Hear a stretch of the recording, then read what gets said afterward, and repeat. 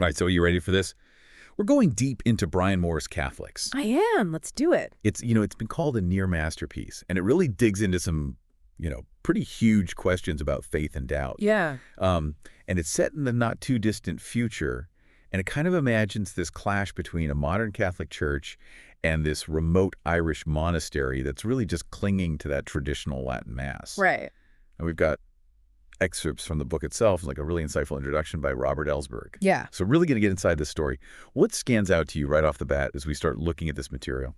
Well, I think what really grabs me is this core tension that Moore sets up, right? Yeah. So you've got on the one hand the modern Catholic Church that's pushing for change and adaptation. Right. And then on the other hand, you've got Muck Abbey, this isolated Irish monastery where it feels like time has just stood still. Yeah. And the monks are so deeply devoted to the old way, specifically the Latin Mass. I mean, Yeah. it's just such a great setup for exploring, those universal questions about tradition versus progress, especially like in the context of faith. You're so right. And that tension is like embodied in the characters. Right. Right. We've got Father Kinsella, this modern priest who's sent to bring the monks at Muck Abbey into line. Yeah. He sees the church as this tool for social change. Yeah. Which is so different from how the monks view faith. Like, for them, it's deeply mystical and ritualistic. Yeah, and Ellsberg actually does a great job of highlighting that in the introduction. Yeah. He points out that Father Kinsella kind of sees religion mainly as a vehicle for social change, right? Right. And it's really fascinating to see how uncomfortable Kinsella is with these traditional ideas about sin. Yeah. He's clearly a product of like more modern secular world. Absolutely. And then we've got Abbot Tomás, the leader of the monks, and this is where it gets really interesting. Right. Because he secretly admits to having lost his faith. Mm. This blew me away. What do you think about this? I mean, it seems like a pretty big deal for the head of a monastery. Did you say, you know what, I don't believe? Right. Like huge twist. But it makes Abbot Tomás such a complex and relatable character, right? Absolutely.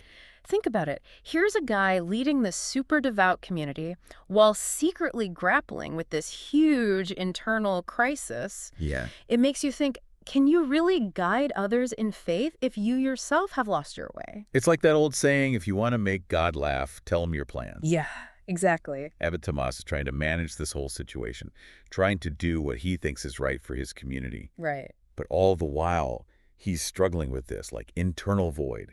And that's where Ellsberg's description of him as this man with nothing but doubts really hits home. It's kind of paradoxical, but maybe those doubts are what keep him connected to something bigger than himself. Yeah, it's definitely a paradox. Right. And it really speaks to anyone who's ever, questioned their own beliefs.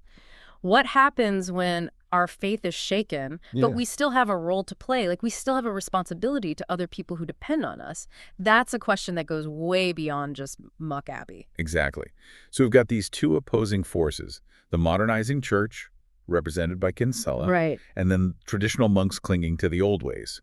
And in the middle of it all is Abbot Tomás, who seems to represent, like, both faith and doubt in a very human way. It makes me think of those, like, classic fish out of water stories. It's almost funny to imagine a modern priest like Kinsella dropped into this isolated traditional community. Oh, totally. And Moore really plays with that clash of cultures, especially when Kinsella arrives on Muck Island, like, get this, by helicopter. It's so jarring. Talk about a symbol of modernity crashing into this world of ancient rituals. It's crazy to picture this timeless traditional island to be disrupted by the whir of helicopter blades. Oh, I know. And then there's that hilarious detail about the islanders mistaking Kinsella for someone else because of his modern clothes. Right. It's just a great way to show how different these two worlds are. It's such a great visual. You can just picture those monks in their simple robes looking at Kinsella in his, as Ellsberg describes it, his soldier boy fatigues. Yeah. It's these little details that make Moore's writing so engaging. It's true, and it keeps the book from becoming like a dry theological debate. Moore puts these moments of humor and irony into the story, which makes it a really enjoyable read, even if you're not like super religious. I agree. Those moments are so important. Yeah. So before we move on, anything else about this clash between the modern church and Muck Abbey that really jumps out at you? You know, it's really clever. Moore kind of subtly mirrors the real-world changes and debates within the Catholic Church. Remember the whole fictional Vatican IV in the book? It's about to have this apertura with Buddhism, which directly reflects the efforts of the modern church to engage with other faiths in the 21st century. And then you have this conflict over the Latin Mass, which was replaced by local languages in the real world after Vatican II. It's almost like Moore created this miniature version of the church's struggles within this fictional world. That's a great point. And just like in the real world, that change caused so much controversy.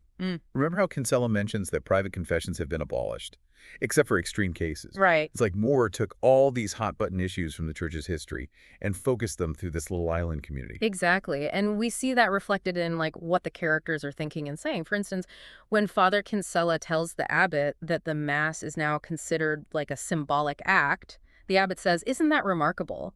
And yet you seem to be what I would call a very dedicated young man." Ooh, that's such a good line. It's like he's struggling to reconcile Kinsella's dedication with what he sees as the emptiness of his beliefs. Do you think you can be truly committed to something without actually believing in its core ideas? That's a deep question. It makes you wonder, is dedication enough? Or does genuine belief require something more? I don't know, it's a question that makes you think. And it gets even more complicated by the arrival of those pilgrims who travel all the way to Mount Coombe on the mainland just to attend the Latin Mass led by Father Manus. That whole scene really stayed with me. It's a powerful image, isn't it? And Ellsberg's description is so vivid. Ferry tours from Liverpool and Fishguard, charter flights from Leeds, Boston, New York, even Bella Italia. These pilgrims are coming from all over just to experience this traditional ritual. It's like they're yearning for authenticity in a world that feels so superficial. Totally. And Father Manus' passionate defense of the Latin Mass, it really embodies that yearning. He talks about the Mass as this profound mystery, this direct connection to God. He argues that it's so much more than just getting together with people. His words are captivating. He says, "It was God's house where every day the daily miracle took place, God coming down among us. A mystery." It's powerful, even for someone who might not be religious. Right. It speaks to that human desire for something transcendent. It does. It makes you think about what draws people to faith and what they're looking for in it. So before we wrap up this part of our deep dive, how would you sum up what we've learned about Catholics so far? I think what's striking about this book is its nuanced exploration of faith and doubt. It doesn't give easy answers or take sides. Instead, it asks these really complex questions about what it means to believe, what happens when those beliefs are challenged, and how individuals and institutions handle change. And it does all of this through these incredibly rich characters who feel both deeply human and profoundly symbolic. Well said. And these characters are on a collision course that's going to test their beliefs and challenge their assumptions. I can't wait to see how it all unfolds. Yeah. Okay, so last time we were talking about this really fascinating clash between the modern church, Right. like with Father Kinsella, Right. and the traditional monks at Muck Abbey, where it feels like time has just stopped. Yeah, And right at the center of it all is Abbot Tomás, right. this man who's wrestling with his own loss of faith. I'm so curious to see how this all plays out. Well, when we left off, Father Kinsella had just gotten to Muck Island, Right. ready to confront the abbot Yeah. and convince him to drop the Latin Mass. It doesn't quite go as planned, though. It really doesn't. The abbot is way more complex and interesting than Kinsella probably thought he'd be. He's witty, he's smart. He even compares being abbot to being a foreman or like a manager. Yeah. It's such a pragmatic way to think about leading a religious order. It's not what you'd expect at all. It's so interesting, isn't it? Like, can you really manage faith? And what does that say about belief in a world that's all about the practical stuff, not the spiritual? It's like the abbot is stuck between two worlds. It's like he's living in two realities at the same time. And even though he's lost his faith, a part of him knows how important it is to his community. Remember when he says to Kinsella, "I thought it was my duty not to disturb the faith they have, so I went back to the old way." It's like he's really trying to take care of the people he's responsible for, even if it means going against the church. That's a good point. But under that practicality, there's this struggle going on. Remember how he asks Kinsella, a man doesn't have to have such a big dose of faith anymore, does he?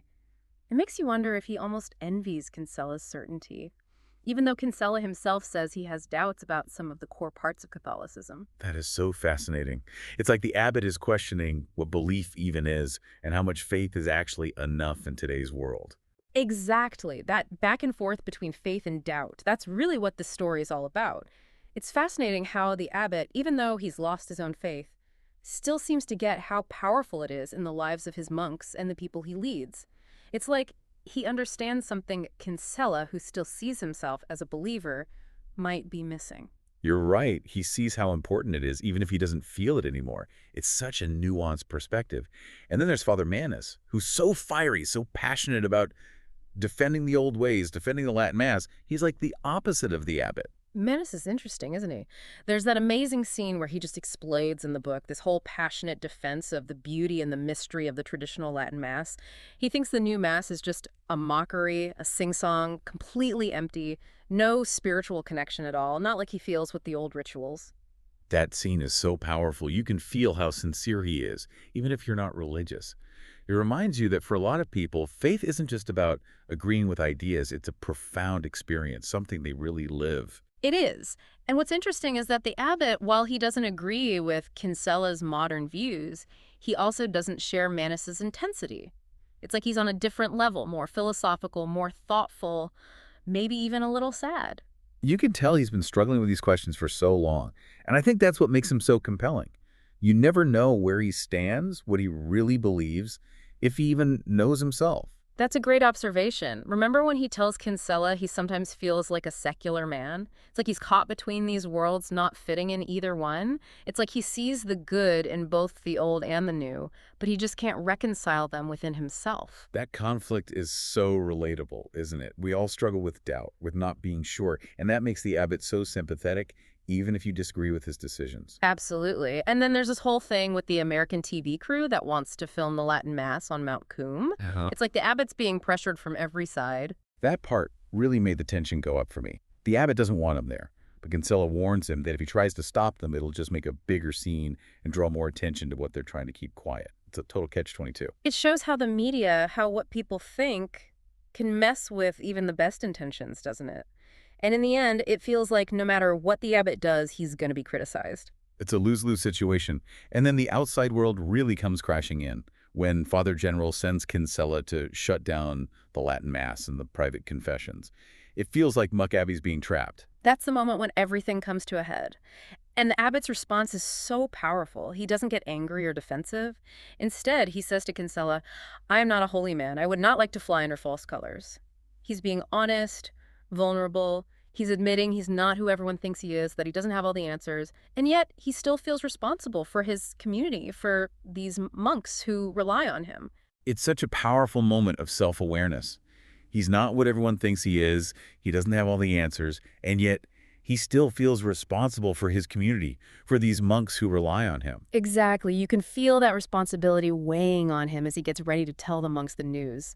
He knows this is going to shatter their world, especially Father Manus.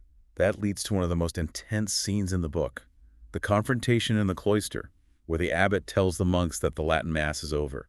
The tension is so thick you could cut it with a knife. You can imagine how shocked and angry they must be. Remember how Father Matthew, the one the abbot calls the Cross of Lorraine, accuses him of heresy and blasphemy?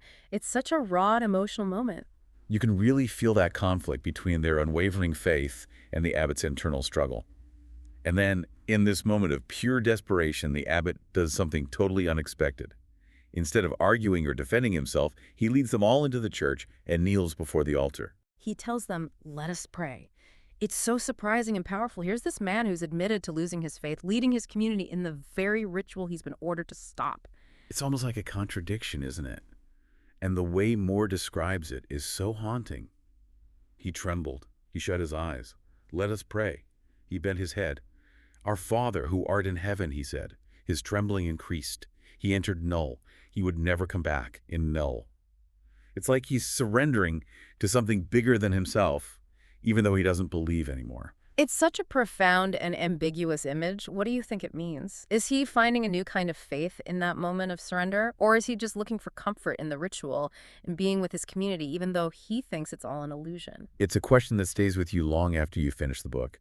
And it's one of the things I love about Brian Moore's writing. He doesn't give you easy answers. He makes you grapple with these tough questions, just like the abbot.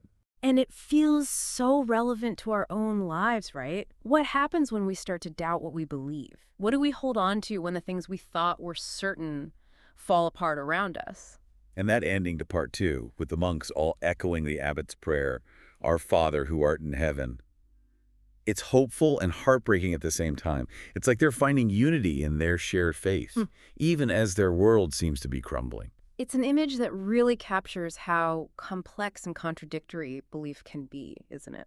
You know that scene at the end of part 2 where the abbot is leading the monks in prayer? Yeah. It's so powerful Yeah. and really gets you thinking. You're left wondering what's going through his mind, what he's experiencing in that moment. It really stays with you, doesn't it? It's bigger than the whole debate about the Latin Mass or even the abbot's struggle with faith. It's like it speaks to something deeper, something we all need to connect and find meaning, especially when things are uncertain.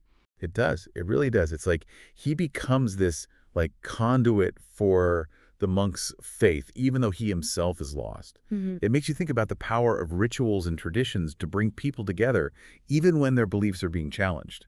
Definitely. He's not just the manager or foreman anymore like he called himself before. It's like he's giving himself over to something larger than himself. It reminds me of what Ellsberg said in the introduction about the tension between belief and doubt. Do you remember that quote? Oh, yeah, that was a good one. Yeah. He said the tension between belief and doubt is not a contest between true Catholics and the general mass of modernists. It is a tension that runs through the heart of every believer. Yeah. So insightful, right? It's like doubt is just part of faith, not a weakness or a lack of commitment. Exactly. And Moore shows this so well with the abbot. He's not a bad guy for losing his faith, and he's not a hypocrite for continuing to lead these believers. He's just a guy wrestling with these big existential questions, trying to make sense of his own doubts while also taking care of the people he's responsible for. It makes him such a human character. You can empathize with him even if you don't agree with everything he does. It makes you think about how we tend to put people in boxes, believer or non-believer. But it's usually not that simple, is it? It's so rarely black and white. Most of us are somewhere in between faith and doubt, and what we believe is always changing. That's what makes Catholics so powerful and lasting. It doesn't give you easy answers or preach at you. It just explores what it means to be human in a really nuanced and thought-provoking way. It makes you question your own ideas about faith and doubt. It's the kind of book that sticks with you. It really does. And Ellsberg asks this question in the introduction that I think gets at the heart of the book. He asks, is it possible for people with differing beliefs to coexist peacefully within a single faith? Or are institutions destined to fracture when faced with fundamental disagreements? What do you think? That is such a relevant question, not just for religion, but for any group or community where people believe different things. It makes you wonder if true unity means everyone has to agree completely, or if there's a way to embrace our differences and still find common ground. It's a question we're still dealing with today, even in the 21st century. Think about all the division in politics and society. We're always arguing about how to balance individual freedom with shared values, how to have respectful conversations when we disagree about big important things. You're so right. And Catholics reminds us that these aren't new questions. They've been around forever, and they'll probably be around for a long time to come. That's what makes this deep dive so interesting. Catholics isn't just some story about a remote Irish monastery in the future. It's a reflection on how we as humans try to make sense of faith and doubt, tradition and change in a world that's constantly shifting. So, to our listeners, if you haven't read Catholics yet, I really recommend it. It will stick with you and spark some great conversations about what it means to believe and the challenges we face in a world where tradition and change are often at odds. It's a book that really makes you think, and I think that's something we can all benefit from. Absolutely. Well, that's all the time we have for today's deep dives into Catholics. We hope you enjoyed exploring this really thought-provoking novel with us. Thanks for listening.